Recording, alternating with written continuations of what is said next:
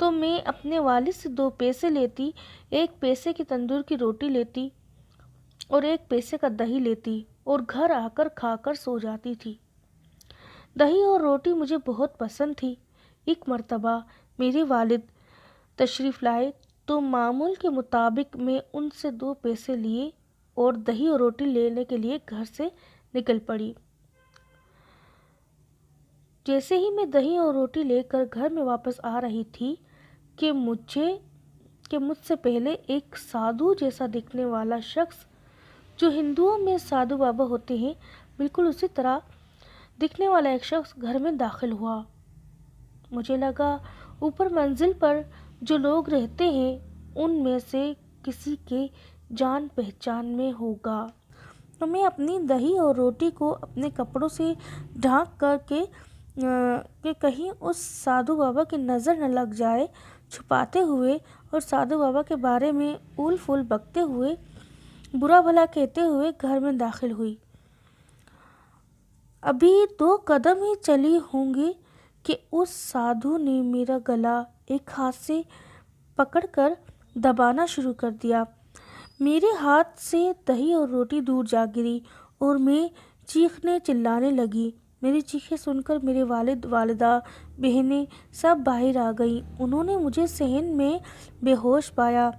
میرے والد نے مجھے اٹھایا اور میری والدہ سے کہا کہ اب ہم یہاں نہیں رہیں گے۔ اتنی چیخو پکار ہوئی اور اس محلے یا اوپر منزل پر رہنے والوں میں سے کسی کا پوچھنا تو دور، جھانک کر بھی نہیں دیکھا تو ایسے محلے میں رہنے سے کیا فائدہ؟ میں تو عملیات و وظائف کے سلسلے میں گھر سے اکثر و بیشتر باہر ہی رہتا ہوں۔ ایسے میں کوئی میرے گھر میں گھس کر میرے گھر والوں کو جان سے بھی مار کر چلا جائے تو کوئی پوچھنے والا نہیں ہوگا۔ میرے والد نے دوسری صبح ہی اخبار کے کارخانے والے، جن کا نام رمضان بھائی تھا، جنہوں نے کئی مرتبہ میرے والد کو پیشکش کی تھی کہ وہ نیچے کا سارا حصہ اخبار کے کارخانہ بنانا چاہتے ہیں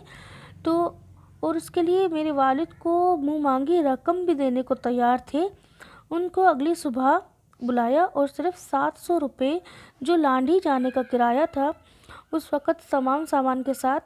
تو لانڈھی میں میری بہن رہتی تھی، ان کے یہاں سامان منتقل کرنے کا کرایہ لیا اور ہم گھر شفٹ کر کے لانڈھی منتقل ہو گئے اپنی بہن کے گھر، جہاں رہ کر ہم لوگوں نے دوسرے گھر کی تلاش کی اور کچھ ہی دنوں میں ایک نئے گھر میں ہم لوگ شفٹ ہو گئے۔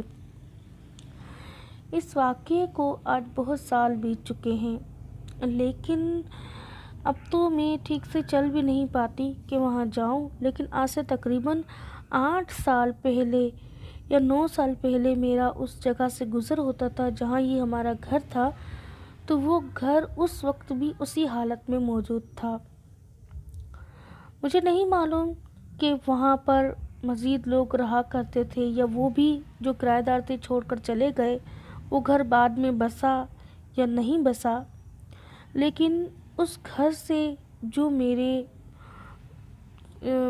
واقعات جڑے ہوئے تھے وہاں کے ہمارے، ان کو یاد کر کے آج بھی میں کانپ اٹھتی ہوں۔ مجھے نہیں معلوم کہ وہ سادھو اس گھر میں کیوں رہتا تھا یا جنات کا بسیرا وہاں تھا۔ وہ چڑیل جو ایک نومولود کو لے کر سیڑھیوں سے اترا کرتی تھی، وہ کون تھی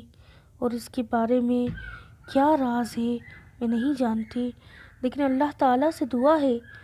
کہ مجھے اور میرے تمام گھر والوں کو اور تمام کل مومن مسلمان کو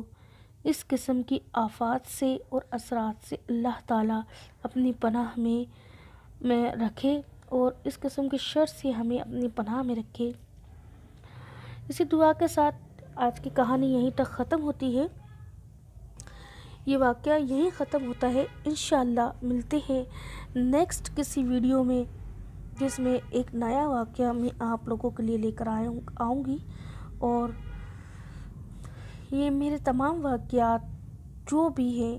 وہ بالکل سچے ہیں، آپ بیتی ہیں جو میرے اپنے ہی خاندان پر گزرے ہیں اور ہمارے جاننے والوں پر جو